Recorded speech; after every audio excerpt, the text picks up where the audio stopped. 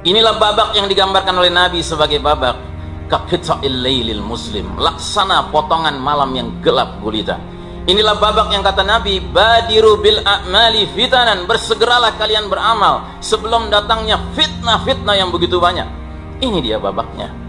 Di babak ini kita menyaksikan bagaimana para penguasa tanpa malu-malu melakukan pelanggaran-pelanggaran terhadap apa-apa yang disepakati. Jangankan pelanggaran hukum Allah, pelanggaran hukum bikinan manusia saja mereka langgar, apalagi pelanggaran hukum Allah. Inilah zaman di mana dengan mudahnya kita bisa melihat orang yang dikenal sebagai ulama, tetapi perilakunya, statement-statementnya, fatwa-fatwanya tidak sejalan dengan Allah dan Rasulnya.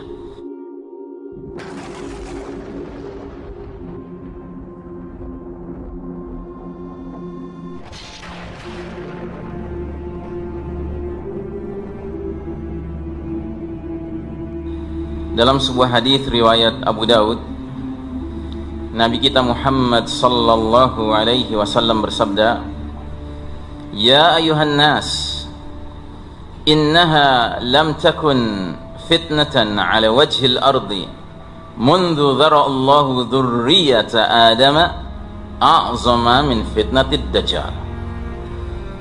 Hai manusia sekalian, sesungguhnya tidak ada ujian fitnah di muka bumi ini semenjak Allah Ta'ala menghadirkan anak cucu Adam yang lebih dahsyat dari fitnah Dajjal. Wa inna Allah Azza wa Jalla lam yab'ath nabiyan illa haddara ummatahu ad-Dajjal. Dan sesungguhnya Allah Azza wa Jalla tidak mengutus seorang nabi pun melainkan nabi tersebut memperingatkan umatnya mengenai perkara Dajjal. Wa ana akhirul anbiya wa antum akhirul umam wa huwa kharijun fikum la mahalah. Sedangkan aku ini nabi terakhir dan kalian umat terakhir, maka tidak bisa dipungkiri lagi Dajjal akan keluar di tengah-tengah kalian. Saudara sekalian rahimakumullah, hidup kita di dunia ini adalah perjalanan panjang menghadapi ujian demi ujian. Itulah hakikat dunia ini. Karenanya ada istilah bahwa dunia ini merupakan darul ibtila, negeri tempat kita diuji, negeri tempat kita dicoba. Nah, ternyata di dalam hadis ini Nabi menegaskan apapun ujian yang kita hadapi, apapun fitnah yang kita hadapi, tidak ada yang lebih dahsyat daripada fitnah Dajjal. Karenanya para ulama meletakkan Dajjal sebagai salah satu dari asyra ayat, 10 tanda besar kiamat. Sebagaimana kita ketahui, tanda-tanda kiamat terbagi dua. Ada tanda-tanda kecil, jumlahnya sangat banyak dan umumnya datang lebih dahulu.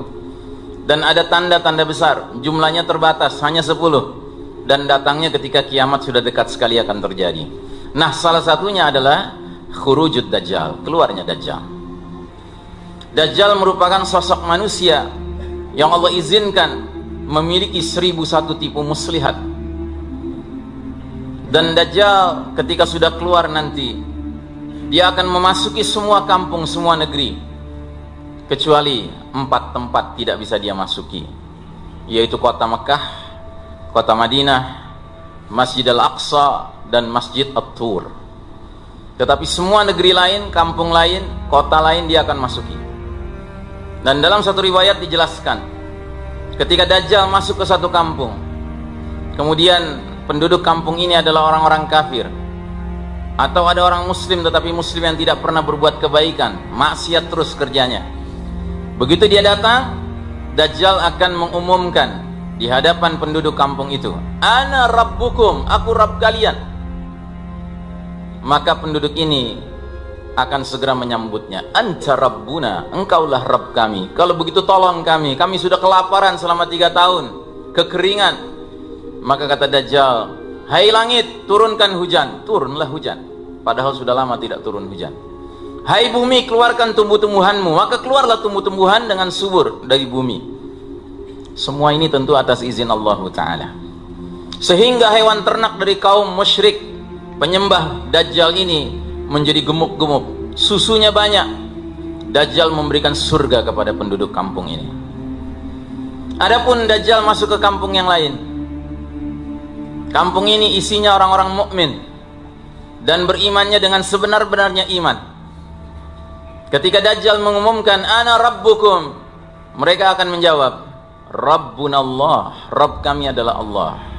Anta al-Masihud Dajjal, kamu ini adalah sang pendusta Dajjal. Maka Dajjal marah. Dia katakan kepada langit, hai langit, jangan turunkan hujanmu. Maka langit pun tidak menurunkan hujan, padahal sudah 3 tahun tidak turun hujan.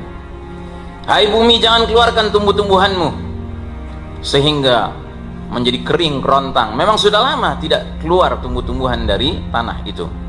Akhirnya hewan ternak orang-orang beriman ini bermatian bergelimpangan. Dajjal memberikan neraka kepada mereka.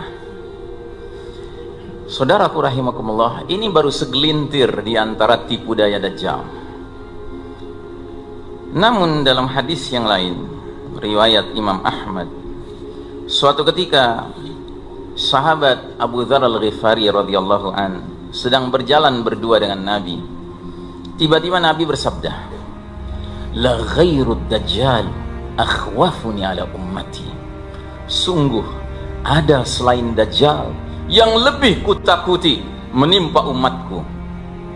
Terkejutlah Abu Dzar radhiyallahu an mendengar hadis ini, karena Abu Dzar pun mendengar hadis yang pertama, di mana Nabi mengatakan sepanjang sejarah Bani Adam tidak ada ujian lebih dahsyat daripada fitnah Dajjal.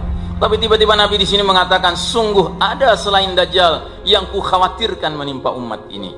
Maka langsung Abu Dzar bertanya, ma hadzal ladzi ghairu Dajjal akhwafuka ala ummatika? Ya Rasulullah, apa itu selain Dajjal yang kau khawatirkan menimpa umatmu? Nabi menjawab, a'immatan mudillin. Artinya imam-imam yang menyesatkan. Jamaah sekalian rahimakumullah, para ulama mengartikan a'immatan mudillin ini dengan 2 pengertian. Pengertian yang pertama, ulama ulama yang buruk. Itu termasuk a'immatan mudillin, imam-imam yang menyesatkan. Sebagaimana kita ketahui, ulama terbagi 2. Ada ulama khair, ulama yang baik. Ada ulama ulama yang buruk. Ulama yang khair adalah ulama yang takutnya hanya kepada Allah Ta'ala. Ilmu dan amalnya kelop dengan Allah, kelop dengan kelakuannya. Sedangkan ulama adalah ulama yang takutnya kepada selain Allah Ta'ala. Ilmu dan amalnya tidak kelop dengan Allah Ta'ala. Perilakunya juga tidak menunjukkan keilmuan yang dia katakan dia miliki. Sedangkan tafsiran yang kedua, a'immatan mudillin, adalah para penguasa yang menyesatkan. Saudaraku rahimakumullah, harus kita akui bahwa kita sekarang hidup di suatu masa di mana Dajjal belum keluar, tetapi tampaknya fenomena a'immatan mudillin hadir di tengah-tengah kita. Mau itu dalam tafsiran yang pertamakah, mau itu dengan tafsiran yang keduakah, lengkap semuanya ada. Dan memang kalau kita kaitkan apa yang sedang kita bahas ini dengan sebuah hadis mengenai ringkasan sejarah umat Islam, Nabi pernah menyampaikan ringkasan sejarah umat Islam dalam satu hadis riwayat Imam Ahmad. Umat Islam ini berawal dengan diutusnya Nabi Muhammad sallallahu alaihi wasallam. Umat Islam ini berakhir dengan fenomena angin lembut lebih lembut dari sutra berhembus dari Yaman, dalam riwayat yang lain dari Syam. Yang angin ini tugasnya mewafatkan dengan baik-baik orang-orang beriman, sampai yang imannya tinggal seberat biji zarrah, seberat biji sawi, seberat biji atom, asalkan dia beriman, diwafatkan oleh angin ini. Sehingga kata Nabi, kalau semua orang beriman sudah wafat, maka yang tersisa yang masih hidup di muka bumi ini tinggallah syirarin nas, manusia-manusia yang paling buruk, yang paling jahat, orang-orang kafir 24 karat. Mereka akan melakukan aneka kemungkaran sampai mereka lah yang mengalami dahsyatnya peristiwa kiamat. Saudaraku rahimakumullah, Nabi pernah meringkas perjalanan umat ini dari awal beliau diutus sampai angin lembut berhembus, dan kesimpulannya Ternyata dalam hadis tersebut kata Nabi, jumlah babak perjalanan umat Islam hanya 5. Dan ketahuilah, kita yang hidup di era modern sekarang ini sudah berada di babak keempat. Dan uniknya hadis ini, pergantian satu babak kepada babak berikutnya dikaitkan dengan pergantian kondisi kualitas kepemimpinannya. Dan ketahuilah, ternyata babak keempat, it is the darkest chapter of the Islamic history. Ini adalah babak paling kelam dalam sejarah umat Islam. Disebutnya saja dengan sebutan mulkan jabriyatan, babak kepemimpinan para penguasa yang memaksakan kehendak mereka. Saudaraku rahimakumullah, di babak inilah kita sadar tidak sadar, seharusnya sadar, bahwa bermunculanlah a'immatan mudillin, para imam-imam yang menyesatkan itu. Kita menyaksikan di babak keempat ini kehendak Allah dan Rasulnya disingkirkan, dan bermunculanlah para penguasa yang memaksakan kehendak mereka, baik individual maupun kolektif, sehingga bermunculanlah diktator individual atau diktator kolektif. Tapi yang pasti bukan kehendak Allah dan Rasulnya yang ditegakkan. Lain halnya dengan babak pertama. Babak pertama Nabi Muhammad sallallahu alaihi wasallam yang memimpin umat ini, kehendak Allah dan Rasulnya tentunya tegak. Di babak kedua juga demikian, kehendak Allah Rasulnya masih tegak, karena para pemimpinnya adalah khulafaur rasyidin, khalifah-khalifah yang lempeng, yang lurus, yang jujur, yang adil, yang bijaksana, yang nyunnah, yang istiqamah. Bahkan di babak ketiga pun masih demikian. Di babak ketiga, sistem yang diberlakukan masih menjadikan Allah dan Rasulnya alias kitabullah dan sunnah sebagai sumber nilai, sumber norma, sumber hukum satu-satunya. Kadang-kadang umat Islam punya khalifah yang adil, kadang-kadang umat Islam punya khalifah yang zalim, itu di babak ketiga. Tapi setidak-tidaknya umat merasa aman dan tentram dinaungi oleh sistem nilai, sistem norma dan sistem hukum yang semestinya diberlakukan atas mereka, sehingga mereka bersabar menghadapi khalifah-khalifah yang zalim itu. Tetapi di babak keempat ini kita hidup dalam kondisi centang berenang. Inilah babak yang digambarkan oleh Nabi sebagai babak kaqita'il lailil muslim, laksana potongan malam yang gelap gulita. Inilah babak yang kata Nabi, badiru bil a'mali fitanan, bersegeralah kalian beramal sebelum datangnya fitnah-fitnah yang begitu banyak. Ini dia babaknya.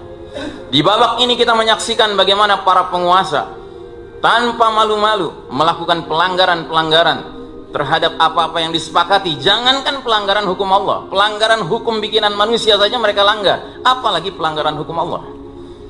Inilah zaman di mana dengan mudahnya kita bisa melihat orang yang dikenal sebagai ulama, tetapi perilakunya, statement-statementnya, fatwa-fatwanya tidak sejalan dengan Allah dan Rasulnya. Dengan ringannya seorang ulama mengatakan jilbab tidak wajib. Dengan ringannya seorang ulama mengatakan ini dan itu. Na'udzubillahi min dzalik. Saudaraku rahimakumullah, alhamdulillah, hadis tentang periodisasi, ringkasan sejarah umat Islam tidak berakhir di babak keempat. Nabi memberikan kita kabar gembira bahwa babak keempat ini akan mengalami expired date, masa berlakunya berlalu, untuk kemudian datang babak kelima, babak terakhir di mana kejayaan Islam akan tegak kembali. Karenanya saudaraku rahimakumullah, yang harus menjadi sikap orang beriman adalah menyadari bahwa ini sunnatullah, ini adalah hukum Allah. Allah Ta'ala dalam surat Ali Imran 140 jelas tegas menyatakan, wa tilkal ayyamu nudawiluha bainan nas, demikianlah hari demi hari masa kejayaan dan kekalahan kami pergilirkan di antara manusia agar mereka mengambil pelajaran. Jadi saudaraku rahimakumullah, bukan hak kita sebagai orang beriman menuntut kepada Allah agar kita mengalami kemenangan terus menerus. Kenapa? Karena itu bertentangan dengan sunnatullah. Sunnatullah kehidupan di dunia ini adalah sometimes you win, sometimes you lose. Kadang-kadang kita menang, kadang-kadang kita kalah. Terus mau apa? Kalau Allah takdirkan kita di era sedang kalah, mau apa? Mau protes sama Allah? Mau memaksakan situasi berubah menjadi tiba-tiba kita menang? Tidak bisa. Jadwal itu ada di sisi Allah Ta'ala. Yang paling penting adalah seorang sahabat bertanya, ya Rasulullah, berikan aku satu nasihat yang dengan nasihat itu cukup bagiku untuk selamat di dunia dan di akhirat. Kata Nabi, qul amantu billahi thumma istaqim, katakanlah aku beriman kepada Allah, kemudian istiqamahlah. Saudaraku rahimakumullah, yang kita harus tampilkan hari ini adalah keistiqamahan dalam iman. Sekalipun Islam dan kaum muslimin sedang dalam posisi underdog, sekalipun kita sedang berada di bawah, tapi kita tidak boleh kompromi sedikit pun dengan nilai-nilai kekufuran yang memang dipegang oleh mereka-mereka yang sedang memimpin dunia hari ini.